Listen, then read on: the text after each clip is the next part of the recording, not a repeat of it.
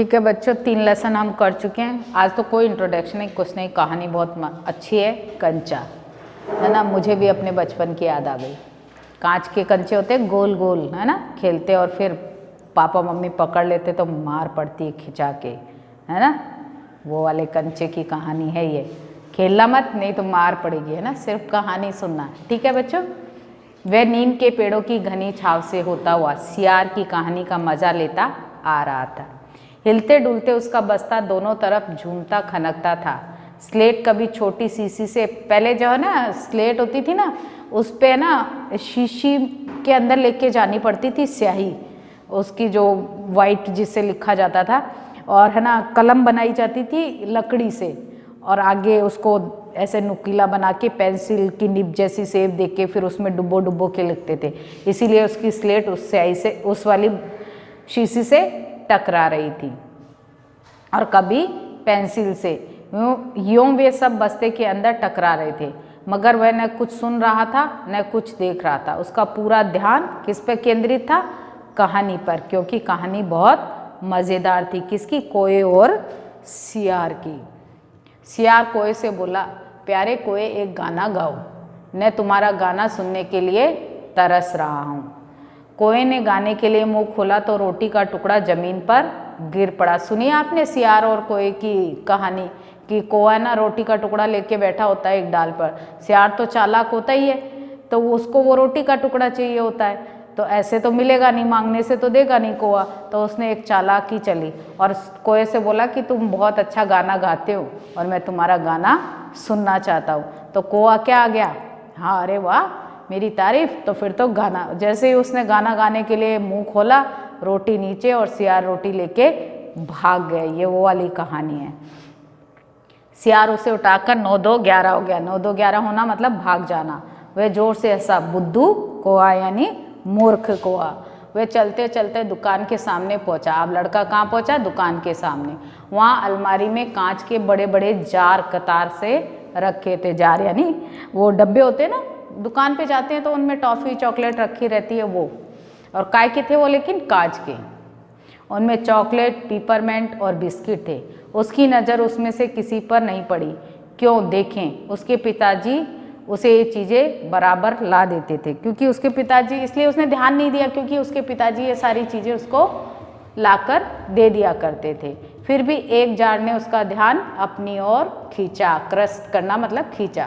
वह कंधे से लटकते बस्ते का फीता एक तरफ पटाकर उस जार के सामने खड़ा टुकुर टुकुर यानी एकटक देखता रहा। देखो क्या ऐसा था उसमें कि वो इस तरह देखता रहा।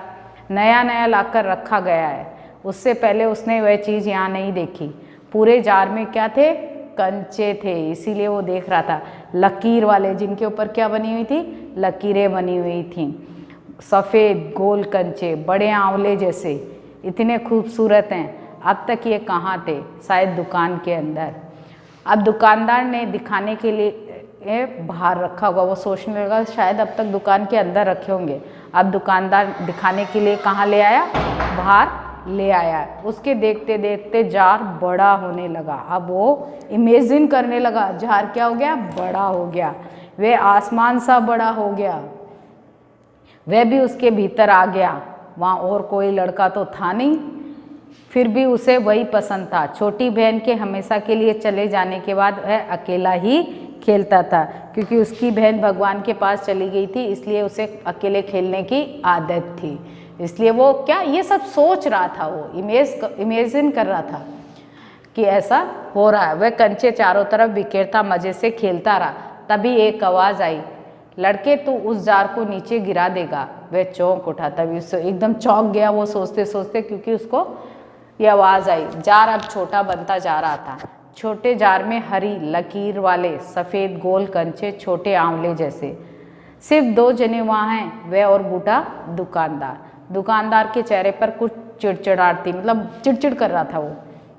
ऐसे नहीं होता कि व्यवहार एकदम बदल जाता है, अरे नहीं ए लड़के सुनता है कि नहीं सुनता, इस तरह से उसको हो गया था ना। मैंने कहा ना जो चाहते हो मैं निकाल कर दूँ। वह उदास हो अलग खड़ा रहा। ये कंचा चाहिए? दुकानदार ने पूछा।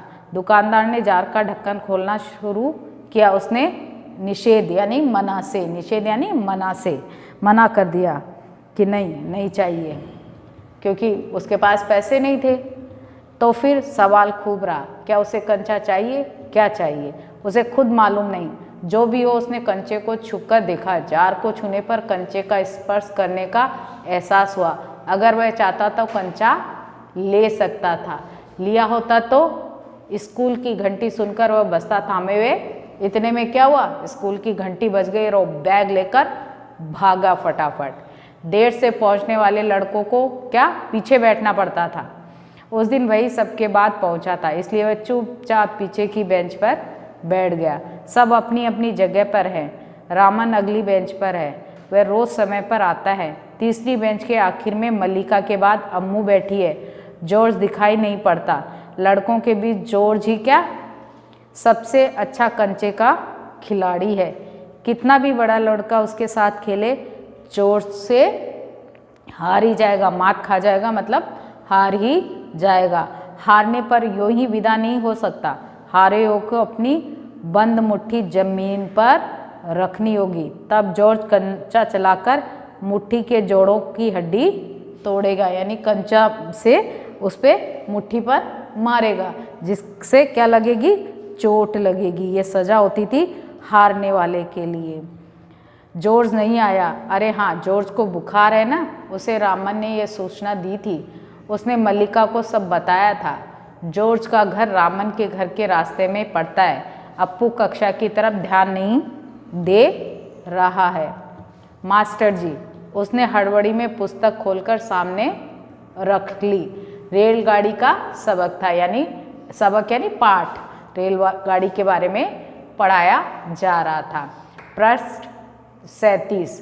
घर पर उसने ये पाठ पढ़ लिया है। मास्टर जी बीच बीच में बैच से मेज ठोकते हुए ऊंची आवाज में कह रहे हैं, बच्चों, तुम में से कई ने रेलगाड़ी देखी होगी। उसे भाप की गाड़ी भी कहते हैं, क्योंकि उसका यंत्र भाप की शक्ति से ही चलता है। उस समय की कहानी है जब रेलगाड़ियाँ कैसे चलती थी, भाप से चला करती थी, इसलिए वो भाप का इंजन ही पढ़ा रहे इस लेसन में। आज तो इलेक्ट्रॉनिक उससे हो गई हैं, लाइट से चलती है रेलगाड़ियाँ, पर पहले उस समय भाप से चलती थी, उस कोयले से भी चलती थी। भाप का मतलब पानी से निकलती भाप से है। तुम लोगों के घरों के चूल्हे में भी देखा होगा ना, मम्मी पानी उबालती है तो क्या होता है, जब वो बहुत ज़्यादा गर्म हो जाता है तो उसमें से भाप बनने लगता है और उड़ने लगता है, भाप निकलने लगती है। अप्पू ने भी सोचा रेलगाड़ी, उसने रेलगाड़ी देखी है, छुक छुक, यही रेलगाड़ी है, वह भाप की भी गाड़ी का मतलब। मास्टर जी की आवाज़ अब कम ऊंची थी। वे रेलगाड़ी के हर एक हिस्से के बारे में क्या समझा रहे थे, लेकिन अप्पू का तो ध्यान आज कहाँ था, कंचों पर था, इसलिए उसको वो आवाज़ धीमी सुनाई दे रही थी। मास्टर जी की आवाज़ अब कम ऊंची थी। वे रेलगाड़ी के हर एक हिस्से के बारे में समझा रहे थे। पानी रखने के लिए खास जगह है, इसे अंग्रेजी में बॉयलर कहते नहीं बॉयलर, अब तो आप लोग तो जानते ही होंगे। यह लोहे का बड़ा पीपा है, मतलब बड़ा पीपा, ऐसे वो समझा रहे थे कि ये बॉयलर है, इससे लोहे का बड़ा पीपा टाइप होता है, इसमें पानी गर्म होता है तो भाप बनती है, पर उसको तो वो आवाज़ें धीमी लग रही थी। लोहे का एक बड़ा कांच का जार, उसमें हरी लकीर वाले सफ़ेद गोल कंचे, वो तो अभी भी कहाँ घुमा रहा था, कंचों में ही घूम रहा था, उसे तो कंचे ही दिखाई दे रहे थे, बड़े बड़े आंवले जैसे। जॉर्ज जब अच्छा होकर आ जाएगा तब उससे कहेगा, उस समय जॉर्ज कितना खुश होगा। सिर्फ वे दोनों खेलेंगे और किसी को साथ खेलने नहीं देंगे। उसके चेहरे पर चौंक का टुकड़ा आ गिरा। अनुभव के कारण वह उठकर खड़ा हो गया। मास्टर जी क्या थे, गुस्से में थे, क्योंकि उसका ध्यान नहीं था। अरे तो उधर क्या कर रहा है, उसका दम घुट रहा था। बोल, वे खामोश खड़ा रहा, चुपचाप खड़ा रहा। क्या नहीं बोलेगा। वे अप्पू के पास पहुँचे। सारी कक्षा की सांस रुक गई कि अब तो मास्टर जी क्या करने वाले हैं, मार लगाने वाले हैं। और उस सबकी उसकी भी क्या बढ़ गई, घबराहट बढ़ गई, यानी अब वो डर गया था। मैं अभी किसके बारे में बता रहा था, कर्मठ। मास्टर जी उस लड़के का चेहरा देखकर समझ गए कि उसके मन में और कुछ है। मतलब मास्टर जी को तो पता, टीचर को तो पता चल ही जाता है कि अगर इसका ध्यान नहीं है तो दिमाग कहीं और है, अगर दिया है तो उसका जवाब उसके मन से बाहर ले आना है, इसी में उसकी सफलता है।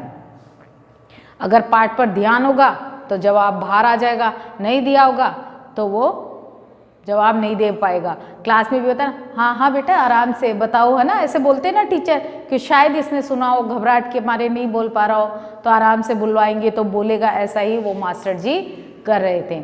मास्टर जी ने देखा अप्पू की जबान पर जवाब था हाँ हाँ। वे कांपते हुए बोला कंचा, क्योंकि उसके दिमाग में तो क्या चल रहा था, रेलगाड़ी की जगह कंचे ही घूम रहे थे, इसलिए उसके मुंह से भी क्या निकला, कंचा। वे सकपका गए। मास्टर जी एकदम ऐसे हो गए कि भाई इसने क्या जवाब दिया, वो तो कुछ और पढ़ा रहे थे, जवाब तो कुछ और आया। कक्षा में तो भूचाल यानी भूकंप ही आ गया। स्टैंड अप, मास्टर जी ने बोला स्टैंड अप। मास्टर साहब की आंखों में चिंगारियां सुलग रही थी। अब तो मास्टर जी क्या आपे में नहीं रहे, इतना गुस्सा कि आंखों से भी चिंगारियां ही चमक रही थी। अप्पू रोता हुआ बेंच पर चढ़ गया, क्योंकि सजा यही होती है बेंच पर खड़े हो जाओ, तो वो बेंच पर खड़ा हो गया।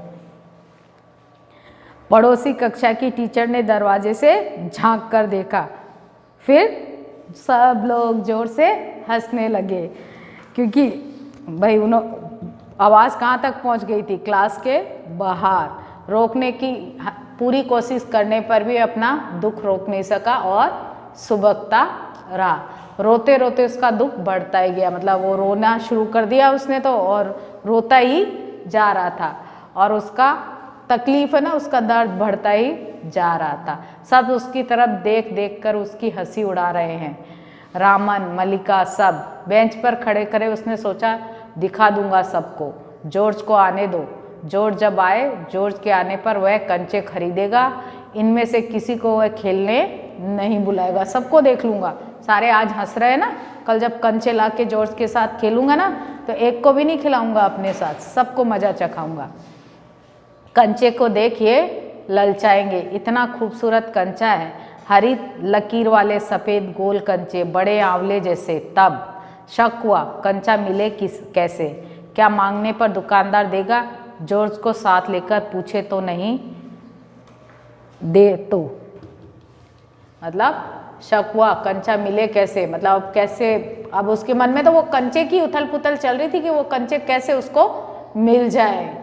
किसी को शक हो तो पूछ लो। मास्टर जी ने उस घंटे का सबक समाप्त किया, यानी उस घंटा मतलब उस पीरियड का जितना भी पढ़ाना था उनको, वो उन्होंने ख़त्म कर दिया। क्या किसी को कोई शक नहीं, मतलब पूछते नहीं है, किसी को कोई डाउट तो नहीं है? वही मास्टर जी ने भी पूछा। अप्पू की शंका अभी दूर नहीं हुई थी। वे सोच रहा था क्या जॉर्ज को साथ ले चलने पर दुकानदार कंचा नहीं देगा, अगर खरीदना ही पड़े तो कितने पैसे लगेंगे। रामन ने मास्टर जी से सवाल किया और उसे सवाल का जवाब भी मिला। अम्मणी ने शंका का समाधान कराया। कई छात्रों ने यह दोहराया। अप्पू क्या सोच रहे हो?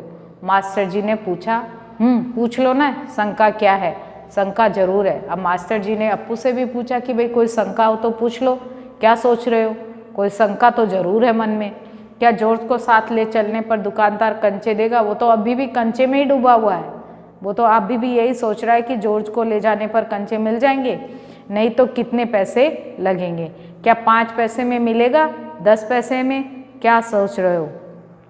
पैसे। उसके फिर मुंह से निकला पैसे। पैसे क्या? कितने पैसे चाहिए? किसके लिए? वह कुछ नहीं बोला। हरी लकीर वाले सफ़ेद गोल कंचे उसके सामने से फिसलते गए। मास्टर जी ने पूछा क्या रेलगाड़ी के लिए? उसने सिर हिलाया। नहीं बेवकूफ़, रेलगाड़ी को पैसे से खरीद नहीं सकते, अगर मिले तो उसे लेकर क्या करेगा? मतलब रेलगाड़ी इतनी बड़ी होती है, इतने पैसे थोड़ी ना कि हम उसे खरीद पाएँ, और मिल भी गई तो क्या करोगे रेलगाड़ी का? ऐसे मास्टर जी ने उसको बोला। वह खेलेगा, जॉर्ज के साथ खेलेगा, रेलगाड़ी नहीं कंचा। चपरासी एक नोटिस लाया। मास्टर जी ने कहा जो फीस लाए हैं वे ऑफिस जाकर जमा कर दें, मतलब जो फीस लेकर आए हैं वो अपनी अपनी फीस जमा करके आ जाए। बहुत से छात्र गए। राजन ने जाते जाते अप्पू के पैर में चिकोटी ऐसे काटी कि चल। उसने पैर खींच लिया, लेकिन उसने पैर खींच लिया। उसे याद आया उसे भी फीस जमा करानी है। पिताजी ने उसे 1.5 रुपया इसके लिए दिया था। फीस देखो, तब फीस कितनी कम लगती थी। उसने अपनी जेब टटोल कर देखा, 1 रुपये का नोट और 50 पैसे का सिक्का था। वह बेंच से उतरा। किधर? मास्टर जी ने बोला किधर जा रहे हो, क्योंकि वो काय में खड़ा था, पनिशमेंट में खड़ा था। इसलिए मास्टर जी ने उससे पूछा, अरे भाई किधर जाने लगे। उसने कंठ से खुशी के बुलबुले उठे, मतलब वो खुशी के मारे, क्योंकि अब उसे उतरने का मौका मिल जाएगा बेंच से। फीस मत देना, मास्टर ने कहा। वह झिझकता रहा। ऑन दी बेंच, मतलब मास्टर जी ने कहा बेंच पे ही खड़े रहो, कोई उतरने की ज़रूरत नहीं है, कोई फीस जमा कराने की ज़रूरत नहीं है, पनिशमेंट में इसी बेंच पर खड़े रहो। वह बेंच पर चढ़कर रोने लगा। क्या भविष्य में कक्षा में ध्यान से पढ़ेगा? ध्यान दूंगा। वह दफ्तर गया। दफ्तर में बड़ी बड़ी भीड़ थी। बच्चों एक एक करके आओ, क्लर्क बाबू बता रहे हैं, पहले मैं आया हूँ।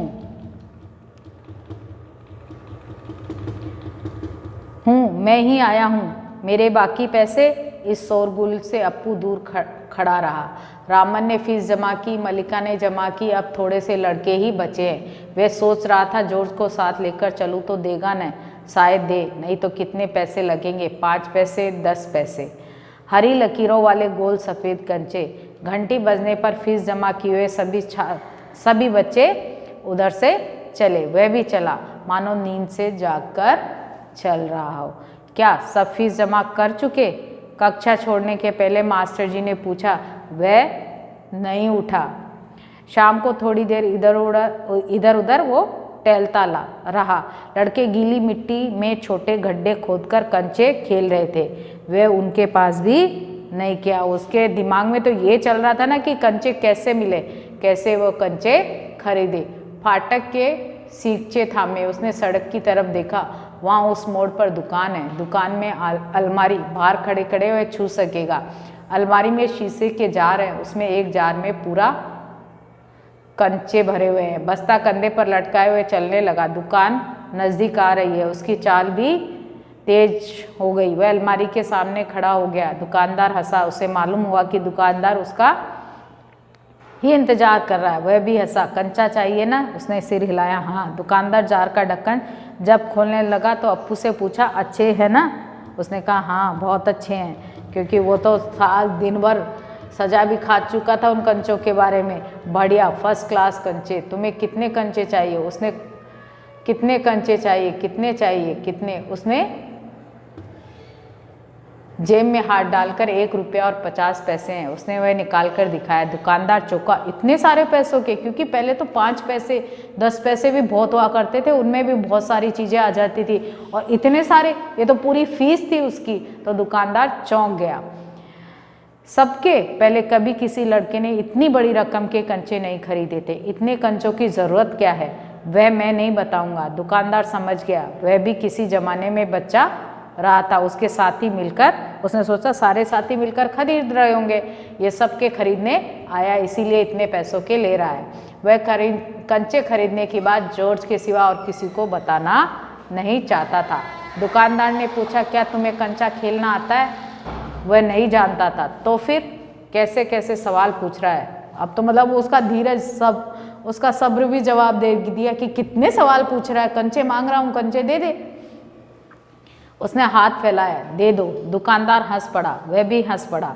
कागज की पोटली छाती से चिपटाए वह नीम के पेड़ों की छांव में चलने लगा। कंचे अब उसकी हथेली में हैं, जब चाहे बाहर निकाल ले। उसने पोटली हिलाकर देखा, मतलब मन में उथल पुथल हो रही थी उसको जल्दी से कंचे देखने की। वह हंस रहा था। उसका जी चाहता था काश पूरा जार उसे मिल जाता।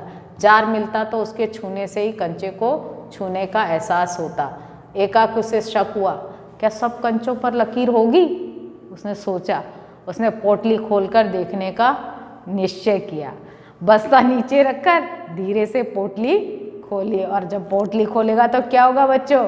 कंचे चारों तरफ बिखर गए।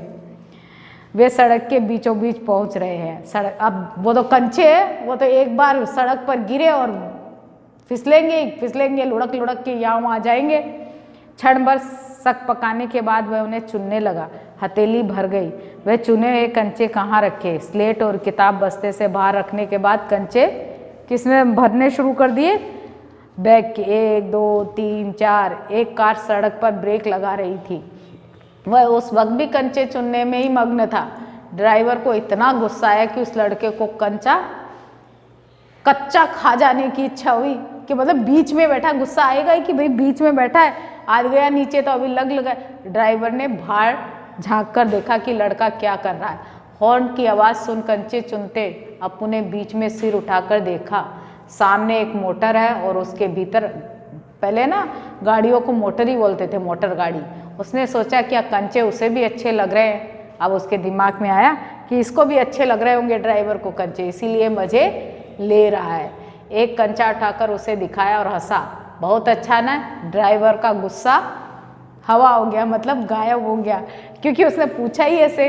वह भी हंस पड़ा। बस्ता कंधे पर लटकाए, स्लेट, किताब, सीसी, पेंसिल सब अपने ऐसे चिपका ली कि अब दोबारा नहीं गिर जाए, और घर आ गया। उसकी माँ शाम की चाय तैयार कर उसकी राह देख रही थी। बरामदे की बेंच पर स्लेट व किताबें फेंककर वह दौड़कर माँ के गले लग गया। उसके लौटने में देर होते देख माँ घबराई हुई थी। उसने बस्ता जोर से हिलाकर दिखाया। अरे ये क्या है? माँ ने पूछा। मैं नहीं बताऊँगा। वह बोला। मुझसे नहीं कहेगा? माँ ने बोला। कहूँगा। माँ आंखें बंद कर लो। माँ ने आंखें बंद कर ली। उसने गिना 1 2 3। माँ ने आंखें खोलकर देखा, बस्ते में कंचे ही कंचे भरे हुए थे। वह कुछ और हैरान हुई। इतने सारे कंचे कहाँ से लाए हैं? लाया तो बोला खरीदे हैं। पैसे? पिताजी की तस्वीर की ओर इशारा करते हुए उसने कहा दोपहर को दिए थे ना। माँ ने दांतों तले उंगली दबाई। फीस के पैसे। इतने सारे कंचे काहे को लिए? आखिर खेलोगे किसके साथ? वह घर में सिर्फ अकेला था ना। उसकी बहन तो भगवान के पास जा चुकी थी, तो माँ सोच रही थी अब खेलेगा किसके साथ इतने कंचे। उसके बाद एक मुन्नी हुई थी, उसकी छोटी में, मगर वो आगे डैश का मतलब ये कि आपको अपने आप कंप्लीट करनी है वो लाइन, वो भगवान के पास चली गई। माँ की पलकें भीग गई। उसकी माँ रो रही है। अप्पू नहीं जान सका कि माँ क्यों रो रही है। वह कंचा खरीदने से ऐसा तो नहीं हो सकता। तो फिर उसने सोचा शायद माँ को कंचे पसंद नहीं आए, इसलिए माँ रो रही है। उसकी आंखों के सामने बूढ़ा दुकानदार और कार का ड्राइवर खड़े खड़े हंस रहे थे। वे सब पसंद करते हैं, मतलब सबने तो कंचों को पसंद किया, लेकिन माँ ने कंचों को क्यों नहीं पसंद किया? शायद कंचे अच्छे नहीं हैं। अब उसके मन में डाउट आने लगा। बस्ते में आंवले जैसे कंचे निकालते हुए उसने कहा बुरे कंचे हैं ना? नहीं, अच्छे हैं, माँ बोली। देखने में बहुत अच्छे लगते हैं ना? बहुत अच्छे लगते हैं। वह हंस पड़ा। उसकी माँ भी हंस पड़ी। आंसू से गीले माँ के गाल पर उसने अपना गाल सटा दिया। माँ के दिल से और उसके दिल से खुशी झलक उठी, यानी दोनों माँ बेटे खुशी से एक दूसरे को चिपक गए। देखा बच्चों, ये शरारतें हैं बचपन की जो आप भी करते हो, हमने भी की है खूब। और ठीक है, अब कंचों में ही मत उलझे रहना, काम भी करना इसका अच्छे से साफ सुथरा नोटबुक में। ठीक बच्चों, ओके बाय।